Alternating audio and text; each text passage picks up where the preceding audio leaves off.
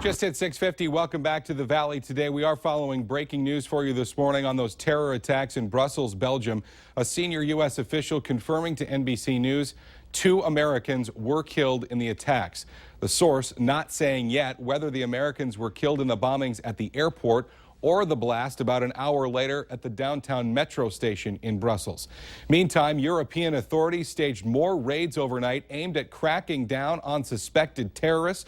Police in Brussels detaining 6 people in raids that happened around the Belgian capital. In a Paris suburb, a man suspected of plotting an imminent attack in France was also arrested.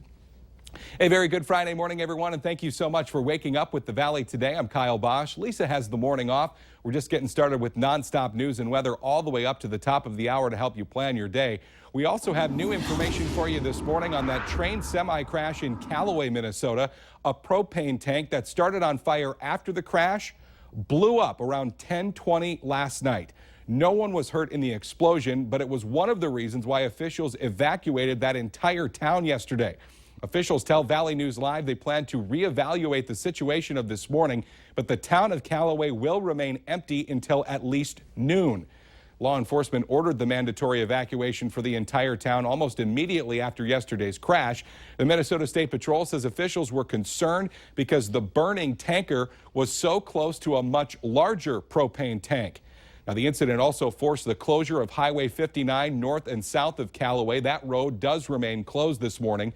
There were 2 people hurt in the derailment, 2 crew members on the train treated at a hospital for some minor injuries. The semi-driver involved was not hurt. Now, the Red Cross and Salvation Army did come to town to lend a hand and give people who were forced from their homes a place to sleep for the night. Obviously, this is a story we will continue to follow for you throughout the day right here at Valley News Live. Time to get a look at weather and traffic on the ones now. Meteorologist Robert Hahn is in for Lisa Green this morning. Yeah, and we've seen cloudy skies. We've seen a little bit of rain mixed with a little bit of snow here in the Fargo-Moorhead area. That has left behind some wet roadways. Do take care as you head out and about. Some slick roadways across northern portions of the valley with some snow falling, even a little bit of freezing rain and sleet. Here in Fargo, though, some rain mixed with a few flakes of snow. 37 feels more like 28 winds out of the south and southeast at 14. Cold up in Langdon, 25 degrees there, 28 in Devil's Lake. The front is through the Grand Forks area, and that will continue to slide off towards the south. Some gusty winds out of the north ahead of that, or behind that front, and gusty winds out of the south ahead of that front. That will continue to slide off towards the south as we head through the day. A lot of cloud cover, and we're going to see cloudy skies today, tonight, and into tomorrow morning before improving conditions start to move on in. A lot of precipitation on the radar, however, a lot of it not reaching the ground in this area, but some of it is.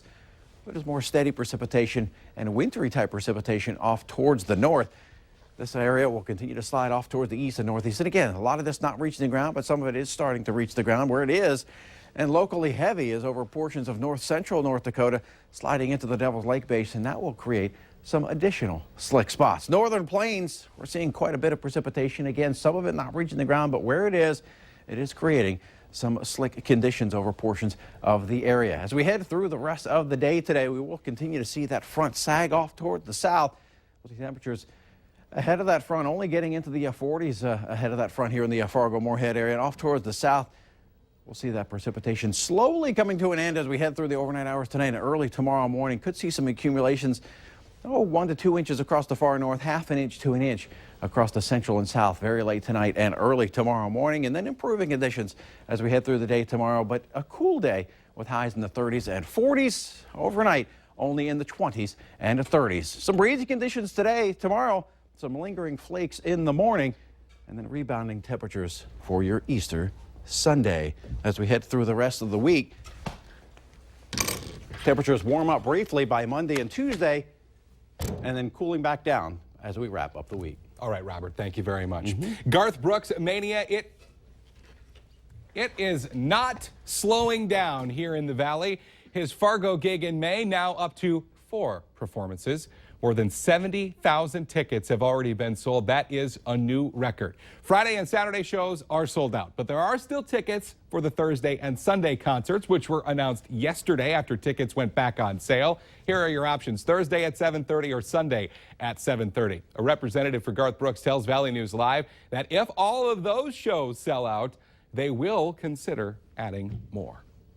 The national spotlight is once again shining brightly on former Bison quarterback Carson Wentz, but he hasn't lost his North Dakota values in all the draft talk frenzy. Our very own Lisa Bedeau visited with Carson's mom, Kathy, at NDSU's Pro Day yesterday.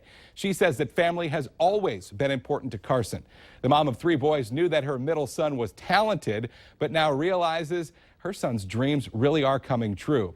She is watching the draft predictions closely, but says that her hopes for her son are more simple than any multi-million-dollar contract. You know, I always say I hope he stays humble, healthy, and happy.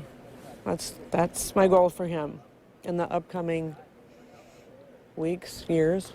Who knows? Who knows what'll happen? I mean, my family, my mom, my dad, my older brother, my younger brother, you know, they were all here. Girlfriend was here. Everyone was here just supporting me. And, you know, that's how it's been my whole career at NDSU, even back in high school, my younger days. The family support's been huge part of my life, and it's just awesome that they could make it out here for sure. Now, in the news conference after Pro Day, Bison head football coach Chris Kleiman gave a lot of credit to Carson Wentz's family for making him the man he is. Kleiman says that Carson has remained level-headed and that he is confident Carson will excel in the NFL. Well, it is not just the people who know Carson Wentz best that had plenty of compliments for him after his Pro Day yesterday. So did several of the NFL experts in town. There was one area personally after watching his tape I wanted to see improve, and that was the deep ball. In my tape study, I thought it was a little flat, but he certainly made that correction. His deep ball dropped out of the lights, which is what you want to do, throw it in the box. He did all the right things. I thought it was a very special day for Carson Wentz. I think he has a tremendous future in the National Football League. And as I said, I think he showed what he could do in the Senior Bowl. I think he showed what he could do. You know, Jacksonville State was a good team. And it was a windy day, and he threw the ball really well.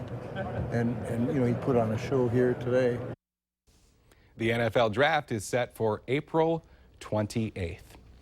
Making national news headlines this morning, 7 Iranian computer experts linked to the government in Tehran have been charged with cyber attacks against American banks and a dam in New York. The U.S. Attorney General and FBI Director yesterday announcing criminal charges against the 7, who they say launched denial of service attacks against 46 major financial institutions. One of the men also indicted and accused of hacking into a control system at a flood control dam located about 20 miles north of New York City. California does remain in a major drought officially, but the state's 2 largest reservoirs are showing signs that things might be turning around. They're releasing water for flood control. Just a sign of how much rain and snow fell this winter with a boost from El Nino. The water release is the first time since 2012.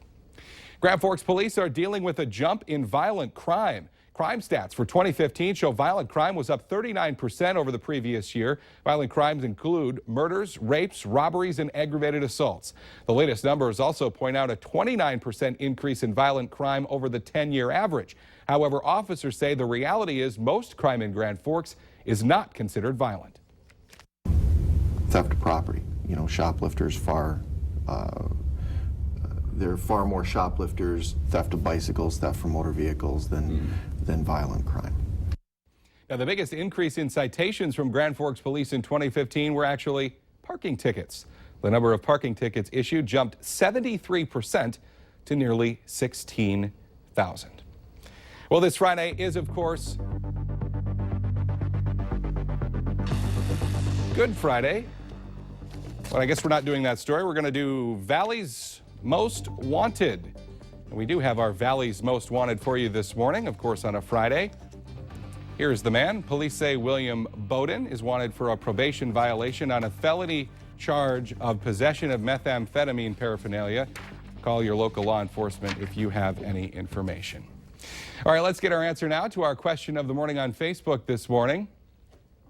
This is the #1 place we lose our cell phones.